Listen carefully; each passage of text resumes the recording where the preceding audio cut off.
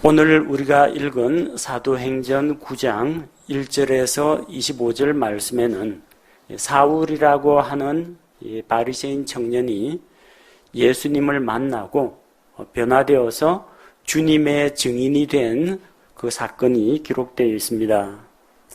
지난번에도 우리가 이미 살펴보았지만 스데반을 돌로 칠 때 증인들이 자기들의 옷을 사울이라고 하는 청년의 발 앞에 두고 옷을 맡겼습니다. 즉 사울이 스데반을 죽이는 일에 가담했다는 것을 보여줍니다.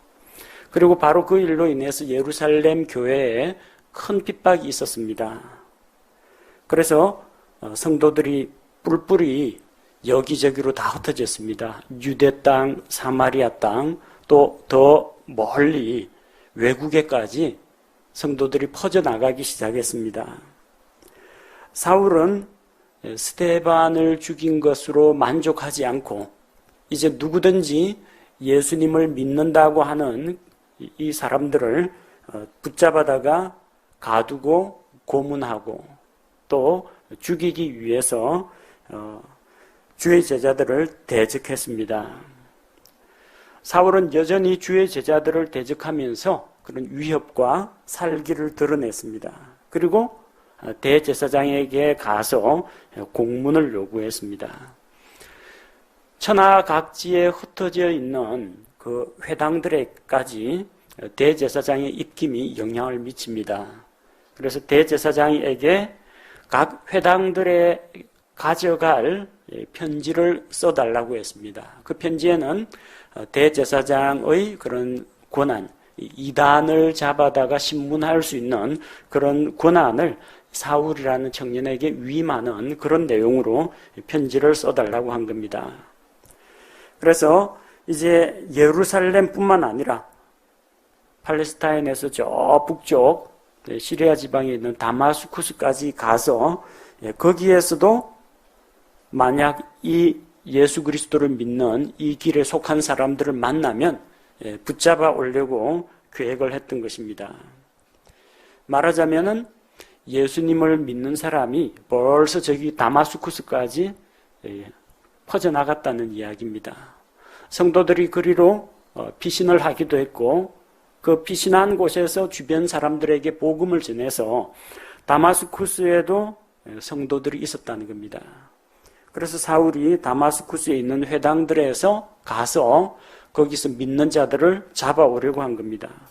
실제로 이 아나니아라고 하는 제자가 다마스쿠스에 살고 있었던 것을 우리는 볼 수가 있습니다. 자, 그런데 사울이 길을 가다가 다마스쿠스에 가까이 왔을 때에 갑자기 하늘로부터 빛이 내려비치면서 그를 둘러싸 비추기 시작했습니다. 아주 신기하고도 놀라운 광경입니다.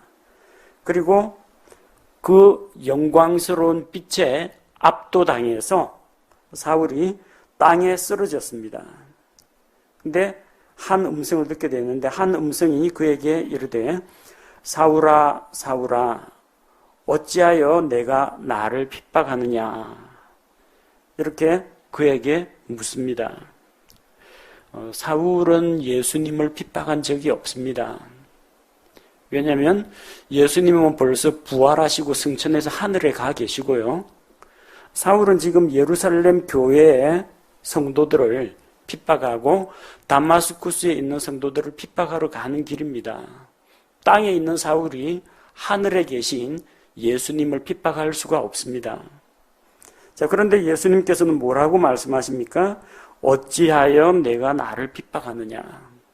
사울은 누구를 핍박했습니까? 예수님을 핍박했습니다.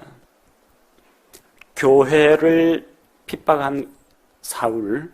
하지만 교회의 머리는 누굽니까? 예수 그리스도가 교회의 머리입니다.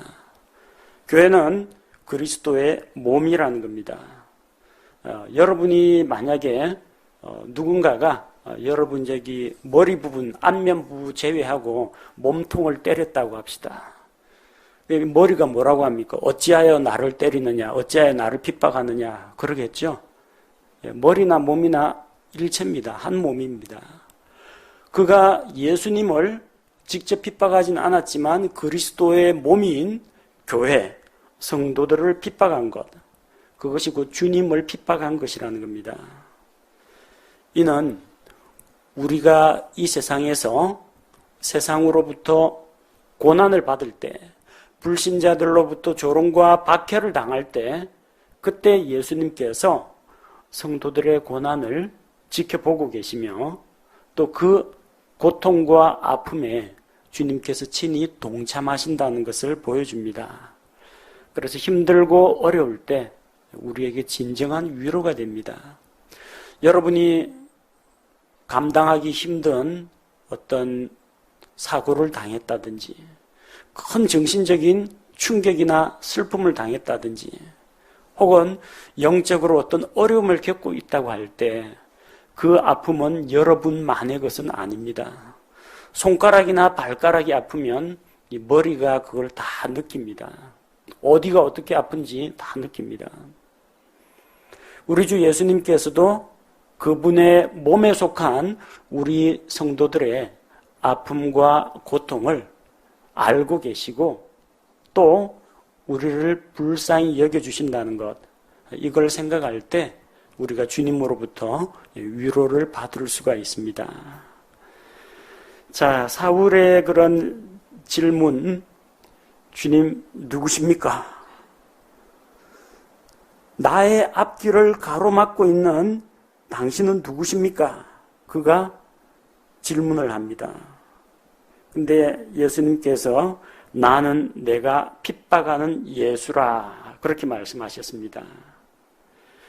그리고 그에게 말씀하시기를 가시채를 걷어차기가 내게 고생이라 이렇게 말씀하십니다. 가시채가 뭐냐면요, 성경의 문화와 풍습 배우신 분은 아마 들어봤을 겁니다. 이 기다란 장대 끝쪽에다가 쇠붙이나 뾰족한 뼈조각 같은 것을 달아가지고 짐승을 제어하는 도구입니다. 밭을 가려고 하면은 소가 앞쪽에서 서서 쟁기를 끌어줘야 됩니다. 뒤쪽에 사람은 이 삽처럼 생긴 이 쟁기를 끌고 소가 가는 대로 쭉 끌려갑니다. 근데 소가 이리저리 비틀비틀 가면 안 되겠죠. 쭉 바르게 가야 밭고랑이 쫙 패입니다. 일직선으로 가야 돼요.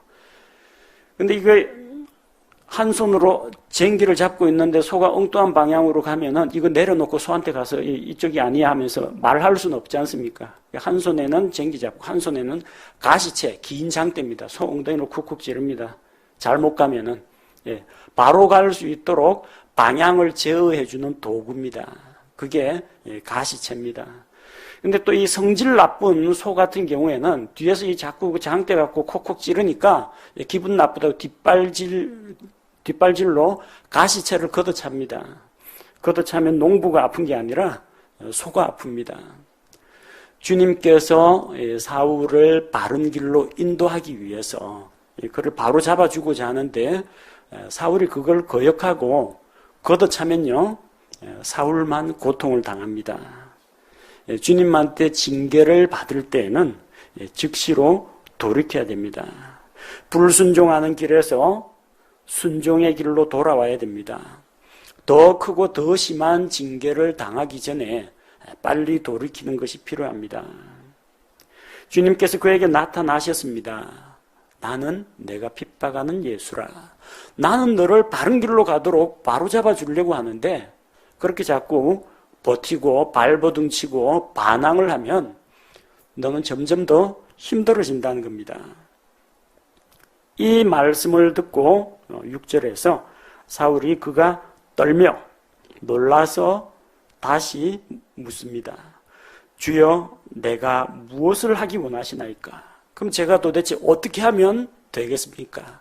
저는 지금까지 이 나사렛 예수를 믿는 이 이단 파당들을 붙잡아다가 형벌을 주는 것이 하나님을 기쁘시게 하는 것으로 알고 있었는데 만약에 이게 잘못되었다면 이제 앞으로 저는 어떻게 하면 좋겠습니까? 제 갈 길을 보여주십시오. 하나님께, 주님께 이렇게 그가 말씀을 드리자 주께서 그에게 말씀하십니다. 일어나서 도시로 들어가라. 지금 다마스쿠스 가까이 왔거든요. 다마스쿠스라는 도시로 들어가라고 했습니다. 그러면 내가 반드시 해야 할 일을 듣게 될 것이라고 주님께서 말씀하셨습니다. 이때 그와 함께 동행하던 일행들은 7절 말씀해 보니까 음성만 듣고 아무도 보지 못한 채 말을 못하고 서 있었다고 기록되어 있습니다. 그런데 종종 질문하시는 분이 사도행전 9장 7절 말씀하고 나중에 사도 바울이 자기에 대해서 회고하면서 사도행전 22장 9절 말씀하고 서로 모순되는 거 아니냐 그런 질문을 하는 분들이 있습니다. 7절에는 뭐라고 했어요? 그 일행들은 음성만 듣고 아무도 보지 못하였다. 듣고 보지 못했다. 그렇게 되어 있죠. 사도행전 22장 9절에는 보고 듣지 못했다. 아까 듣고 보지 못했다고 이번엔 보고 듣지 못했다. 사도행전 22장 9절은 이렇습니다. 나와 함께 있던 사람들은 참으로 그 빛을 보고 두려워하였으나 내게 말씀하신 분의 음성은 듣지 못하였더라. 자, 이게 무엇을 들었고 무엇을 보았는지가 서로 다릅니다. 동사만 보시면 안 되고요. 이 듣다, 보다의 목적어가 무엇인지를 잘 분별하셔야 됩니다.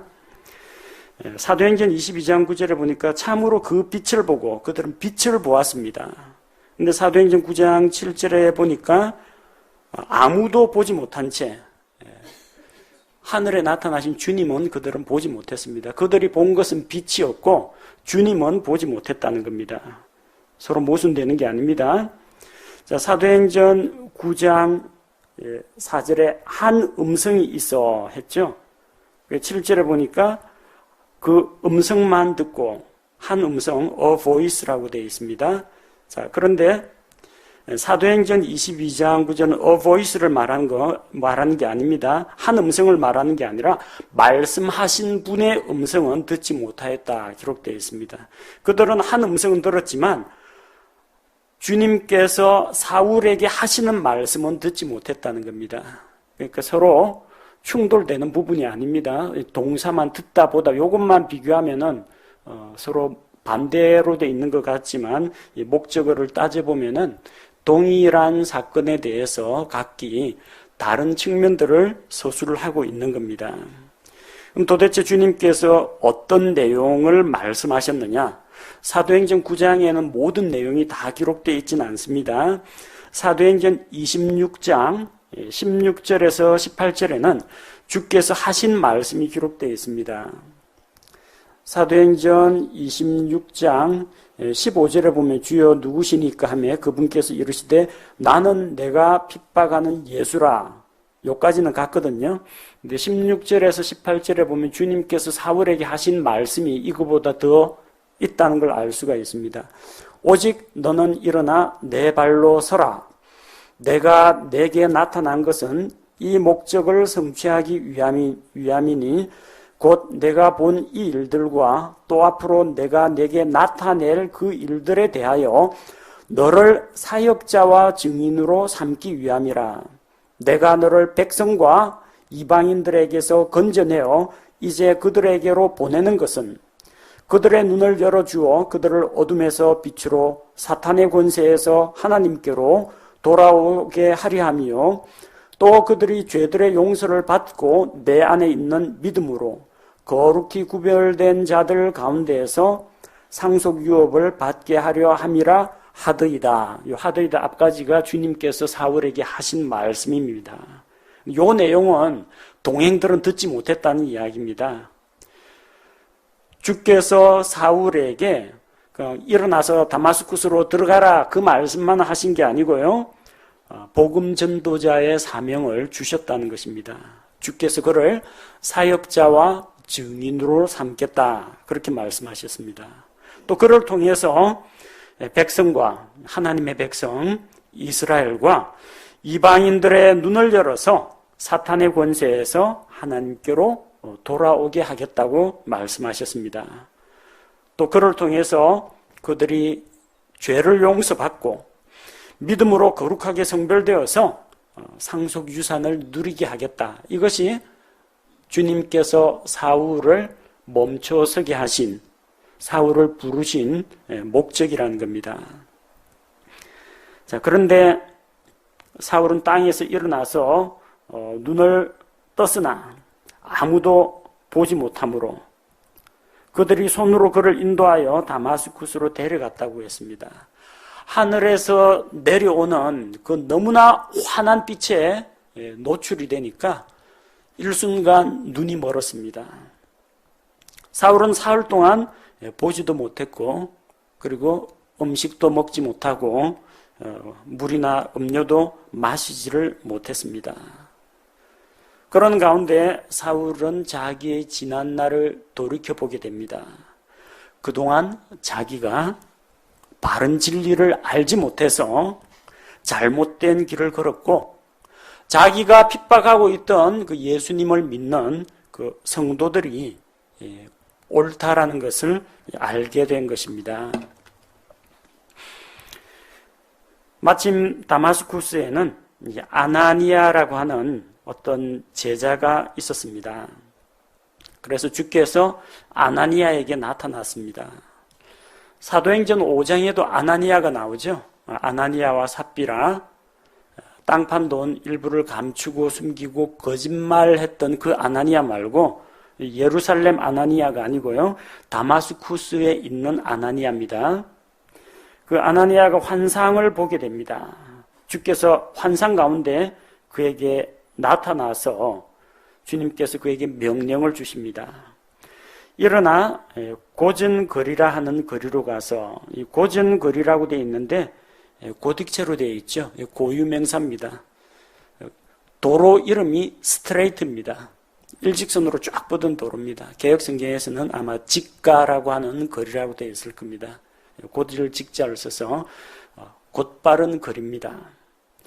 그 거리로 가서 유다의 집에서 사울이라고 하는 다수 사람을 찾으라고 했습니다. 그가 지금 사울이 기도하고 있는 중이라고 했습니다.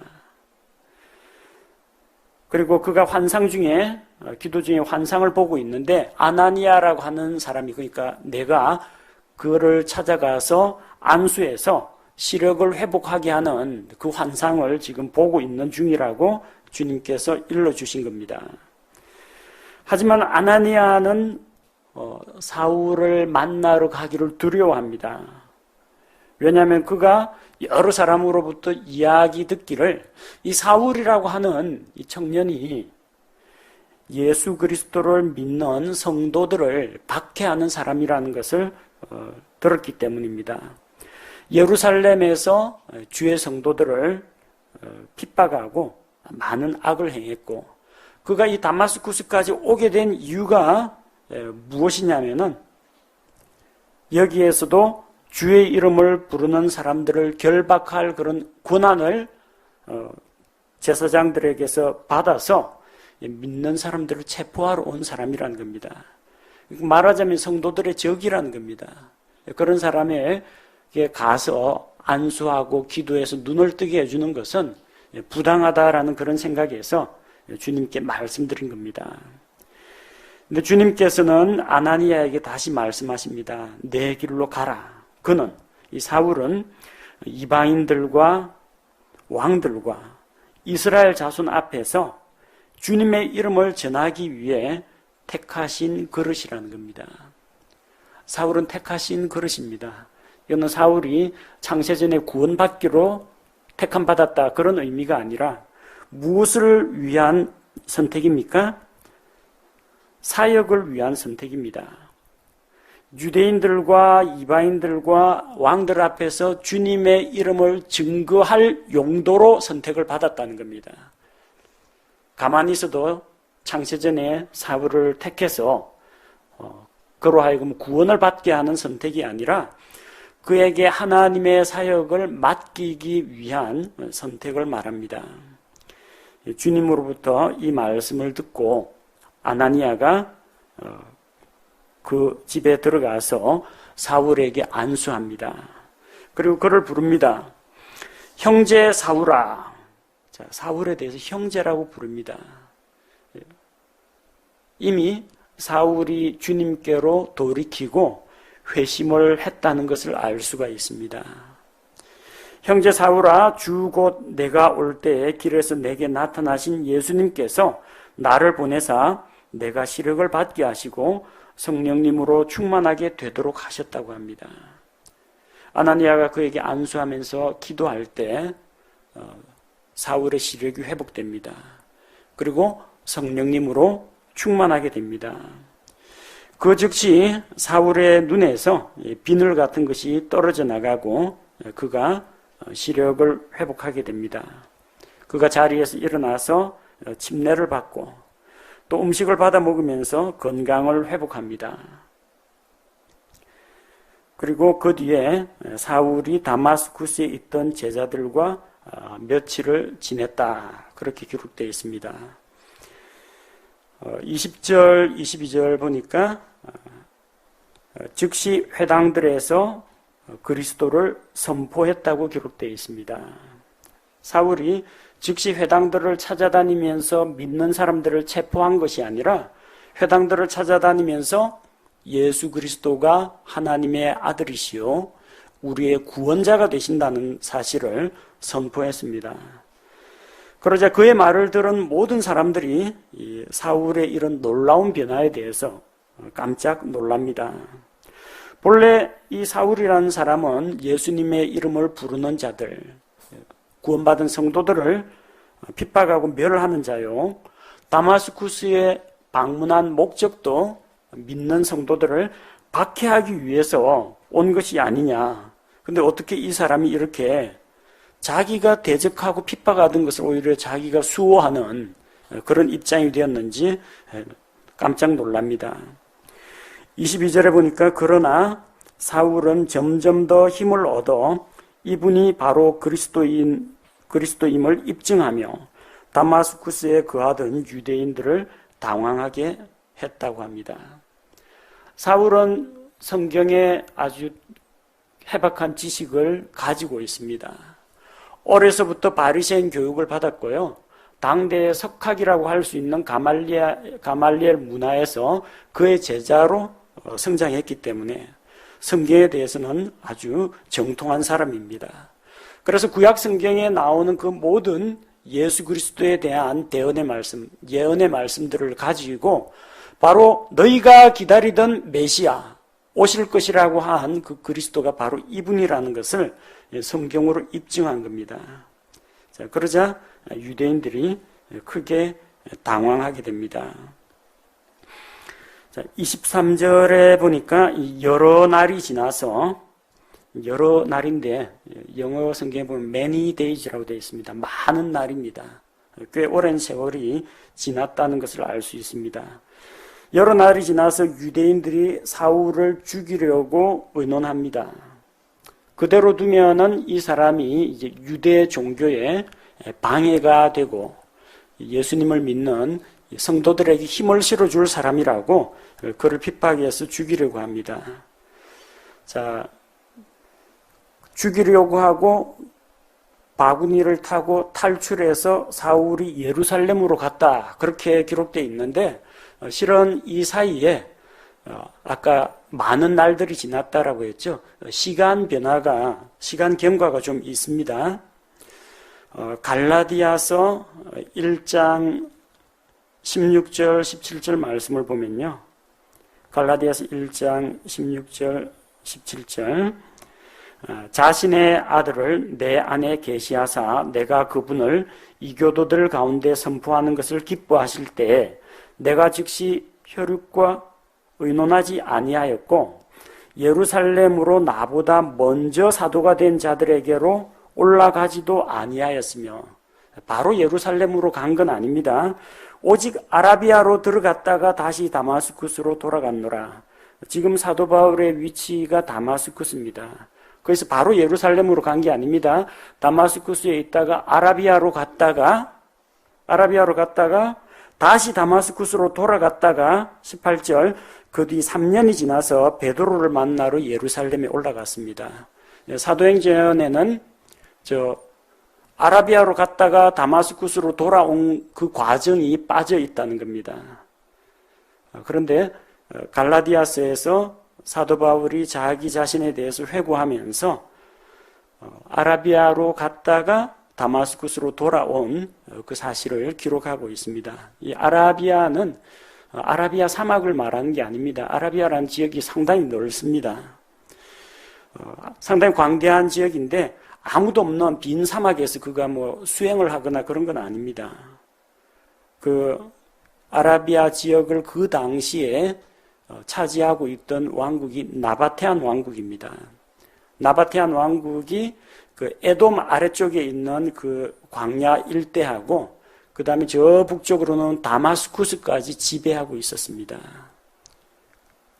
그 나바테안 왕국의 영향권 안에 있는 겁니다. 근데 유대인들이 이 사울을 죽이려고 하자 그가 바구니를 타고 성에서 탈출했다. 성문을 저녁 되면 걸어 잠그거든요. 몰래 유대인 몰래 탈출하기 위해서 사람들이 사울을 광주리에 담아가지고 줄로 성벽 아래로 내려준 겁니다. 이 내용은 고린도후서 11장 32절, 33절에 역시 기록이 되어 있습니다. 다마스쿠스에서 아레다 왕 밑에 있던 총독이 나를 붙잡으려고 수비대와 더불어 다마스쿠스 사람들의 도시를 지켰으나 내가 바구니를 타고 창문을 통해 성벽을 내려가 그의 손에서 벗어났노라. 이 다마스쿠스에서 탈출하는 모습이 나옵니다. 그 탈출하고 나서 26절 예루살렘으로 돌아가게 되는 겁니다.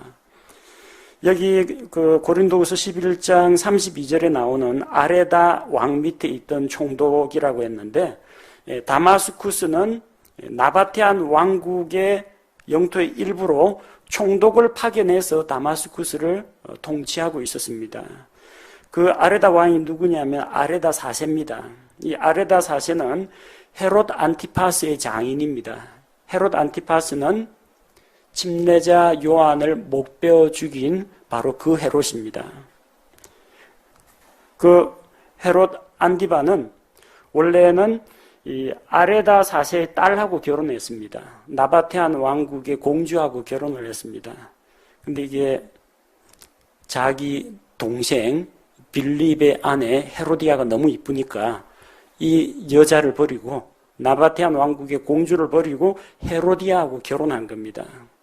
요것 때문에 이 나바테안 왕국하고 헤롯이 다스리는 헤롯하고 사이에는 좀 갈등이 벌어지게 됩니다.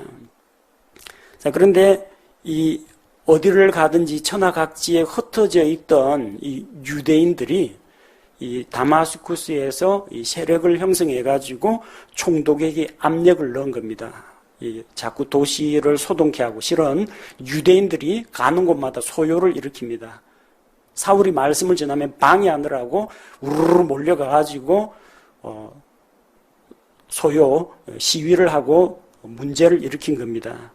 근데 이 총독에게 압력을 넣어서 사울을 잡아달라고 한 겁니다. 근데 제자들이 밤중에 성벽 밖으로 바구니를 내려가지고 사울을 무사히 탈출시킵니다. 그러고 나서 26절에 사울이 예루살렘에 가서 이렇게 내용이 이어지는 겁니다. 사도행전 9장 이 전반부에는 하나님께서 스데반의 순교 현장에 있던 사울에 대해서 조명을 해주십니다. 그리고 앞으로 이 사도행전 끝나기까지 계속해서 다른 사도들도 뭐 중간중간 야고보나 베드로나 요한이나 이런 사도들도 나오겠지만 사도 바울 이야기가 점점 더 많이 나오기 시작합니다. 사도들의 행전입니다. 사도들이 행한 바 어떤 일을 했는지 보여주는 기록들입니다. 예루살렘에서 유대지방으로 빌립의 사마리아 전도 사마리아와 이제 전 세계로 퍼져나갑니다. 다마스쿠스로 퍼져나가고 안디옥으로 퍼져나가고 로마로 퍼져나가고 서유럽 일대로 퍼져나가고 소아시아로 퍼져나가는 그 분기점에 있는 것이 바로 사도행전 9장입니다. 하나님께서 자기를 대적하는 사울이라는 한 청년을 불러서 복음 전도자로 사용하시고, 사울이라는 청년은 그야말로 주님을 만나고 인생이 완전히 180도 달라지게 됩니다. 사울이 교회를 핍박할 때 우리 주님께서는 저 하늘에서 우리하고는 달리 온갖 영광과 호사를 누리고 지내는 게 아니라 머리이신 예수 그리스도께서는 몸의 고통을 알고 계시고 직접 겪고 계시다는 겁니다. 우리가 연약할 때, 시험 당할 때, 아플 때, 절망에 빠졌을 때 우리 주님께서 함께 아파하시고 함께 안타까워하시면서 우리와 함께 하신다는 것을 우리는 믿을 수가 있습니다. 바로 그 주님 앞에서 사울은 무릎을 꿇었습니다. 그리고 자기 앞에 나타나신 영광의 주님께 두 가지 질문을 던졌습니다. 그한 첫 번째 질문은 이것입니다. 주여, 누구십니까? 두 번째 질문은 주여, 내가 무엇을 하기를 원하십니까? 여러분, 날마다 성경을 읽을 때 주님께 이렇게 질문해 보시기 바랍니다. 주님, 누구십니까? 오늘 읽은 성경 본문에 나온 주님은 누구십니까? 바람과 바다를 잔잔하게 하신 만왕의 왕이십니다. 마귀와 악한 세력들을 쫓아내신 주님이십니다. 가난한 자에게 도움을 베풀어 주신 주님입니다. 하늘과 땅을 창조하신 주님입니다. 여러분은 어떤 주님을 만났습니까? 오늘 내가 성경에서 만난 주님은 누구신지 먼저 한번 생각해 보십시오. 그러면 그 다음 질문을 던질 수가 있습니다. 하나님은 이런 분이다. 우리 주님은 이런 분이다. 그 다음에 어떤 질문을 던지냐? 주여, 내가 무엇을 하리까? 내가 무엇을 하기를 원하십니까? 그렇게 해서 이 성경 말씀을 단순히 옛날 이야기 스토리 전개되는 줄거리만 파악하지 마시고 하나님의 어떠하심을 발견하고 나는 어떤 존재인지를 보고 이 말씀에서 하나님께서 나에게 무엇을 명령하셨는지, 내가 이 말씀을 읽고 어떻게 오늘 이 말씀을 순종할 것인지, 어떻게 이 말씀을 내가 경험할 것인지, 무엇을 할지를 한번 찾아보시기 바랍니다. 그렇게 하면은 이 성경 말씀이 여러분에게 정말로 한 구절 한 구절이 여러분의 삶 가운데 들어오고 여러분이 이 성경 말씀을 맛보아서 알 수 있게 될 것입니다.